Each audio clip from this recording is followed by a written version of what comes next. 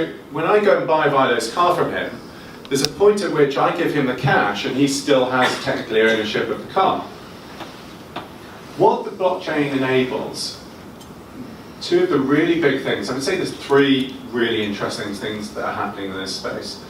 One is the idea that that registry that says who owns the car is decentralized.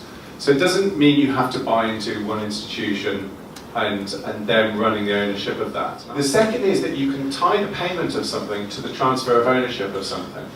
So in kind of case of me paying a Vilo for the car, I give them £1,000 for the car, and then the transaction is settled when the DVLA formally assigns the ownership of the car to me. With a sophisticated coin built on Ethereum, I could do both those things simultaneously. I could have a coin that classified my ownership of that, and if Vilo pay me for that coin, would literally pay me and transfer the money to a Vilo. But it could also do a third thing. It could split some of the money in that transaction to somebody else. So let's say it was a car dealer who was involved with that. All of that happening simultaneously makes the whole thing very efficient. And the next thing it enables is what I would call boil the ocean opportunities. And a boil the ocean opportunity is something where you won't get any of the individual parties to buy into a centralized solution for something. So let's say we're talking about the fine art industry. And one of the problems we have in the fine art industry is people nicking pieces of art and then selling them on the black market. And we'd like to cut that down by having a central registry of who owns what. Then who's going to run that registry? Are you going to find Christie's registering it, or Sotheby's registering it, or somebody else registering it?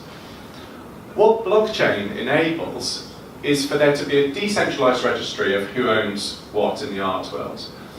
And not only that, because we can build incentives into these coins, and because we can do that kind of fractional distribution of a payment at the time when something gets purchased. So let's say I come in and I buy a piece of art from Macau. The coin that transfers the ownership from me to Macau and polices that the money's been paid for that can also at the same time distribute a little bit of that transaction to everyone else in the system. So what that means is that I can now go to the whole of the art world and suggest to them that we have a protocol for art ownership. It's not owned by any individual person. All of us push it, whether it's Christie's or Sotheby's or anything else. Nobody has to worry that anybody's got any proprietary control over it. And actually, by being part of the system, we can tax the system and we can tax those transactions that happen to a very small extent that give us an incentive for doing all of this. What all of that wraps up is a combination of a decentralized ledger and a ledger which says who owns what.